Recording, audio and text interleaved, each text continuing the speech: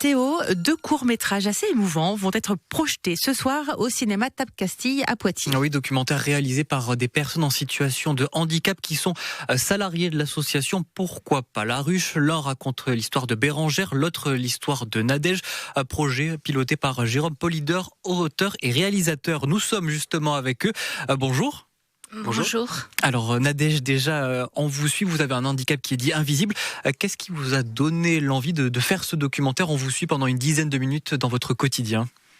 C'est de raconter mon évolution, que j'étais en ESAT avant et qu'à l'heure d'aujourd'hui j'ai pu m'en sortir, que j'ai intégré un chantier d'insertion et que là je suis sur la bonne voie pour m'en sortir. Alors vous travaillez dans une blanchisserie, c'est ça? Oui, vous faites des livraisons. Je travaille dans une blanchisserie. Avant je travaillais en ESAT aussi dans une blanchisserie.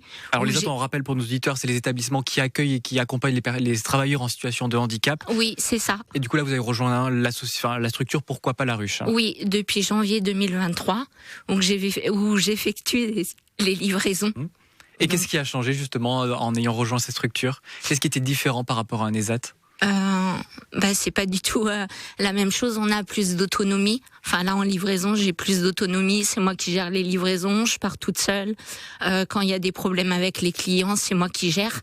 Après ça dépend des problèmes. Autrement je fais appel à ma responsable et c'est ma responsable qui gère. Et qu'est-ce qui vous a donné envie de dire oui quand on vous a proposé ce documentaire? Ça fait plaisir de passer à la télé et à la radio et c'est pour. Je suis contente de moi, j'ai réussi mon parcours et je suis fière, quoi. Enfin. Alors, on va préciser à nos auditeurs, vous souffrez de problèmes de fatigue et de lenteur, c'est bien ça? Oui, c'est ça. Et justement, dans votre documentaire, vous parlez de la suite. Alors là, vous êtes dans la structure Pourquoi pas la ruche, mais votre envie de travailler peut-être toujours dans la livraison et le portage, mais dans d'autres structures ou dans des entreprises carrément? Carrément dans des entreprises. Là, je suis en domaine de recherche de travail. Voilà. Et justement, dans ce documentaire, vous faites bien comprendre que c'est possible, justement, même avec un handicap dit invisible, on peut y arriver, on peut travailler. Oui, on peut travailler. Et vous n'avez pas été intimidé par la caméra quand même pendant ce tournage? Si. Comment ça s'est passé? Ça a été un petit peu... Enfin, j'ai réussi quand même à gérer. J'étais dans mon camion, donc j'étais concentrée sur la route. Et un de mes collègues qui a participé au cinéma aussi, me parlait, me posait des questions. Donc moi j'étais... ça s'est bien passé. Vous avez quelques anecdotes peut-être à nous raconter de tournage? Non, pas spécialement. Tout s'est passé comme sur des... Oui, voilà. Jérôme Polidor, qu'est-ce qui vous a poussé, vous? Qu'est-ce qui vous a donné envie justement de raconter le quotidien de ces travailleurs handicapés? Alors, justement, moi je suis réalisateur et quand j'aurais pu par exemple décider d'aller faire un film en tant que réalisateur à Pourquoi pas la ruche, là c'est vraiment une démarche d'éducation aux images, c'est-à-dire que je suis venu, j'ai proposé aux salariés de faire eux-mêmes un film sur un sujet qu'ils souhaitaient.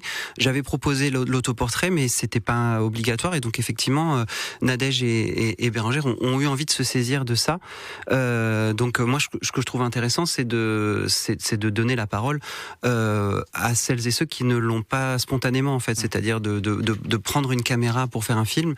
C'est finalement on n'est pas si nombreux à le faire, donc voilà, pour pouvoir aller vers des gens et leur dire vous êtes capable de le faire, vous pouvez le faire et allez-y, choisissez, parlez de ce que vous voulez. C'est une démarche qui pour moi permet de produire, de proposer des images qu'on ne voit pas d'habitude. Et qu'est-ce qui vous a marqué? Alors on disait donner la parole à ceux qui l'ont que rarement, mais qu'est-ce qui vous a marqué quand vous avez suivi Nadège par exemple?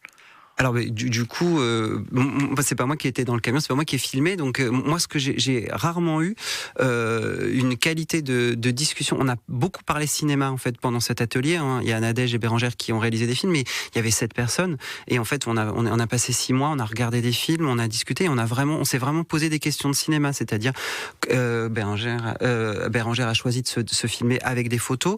Nadège a choisi de se filmer en situation de travail. Tout ça, ce sont des choix que eux-mêmes ont fait en fait ils ont choisi la manière dont se mettre en scène eux-mêmes en fait. Et qu'on pourra voir donc ce soir au Tape Castille à Poitiers. Je rappelle l'horaire du documentaire, ça sera à 18h30 ce soir du coup au Tape à Poitiers. Merci beaucoup à vous deux. Merci. Merci.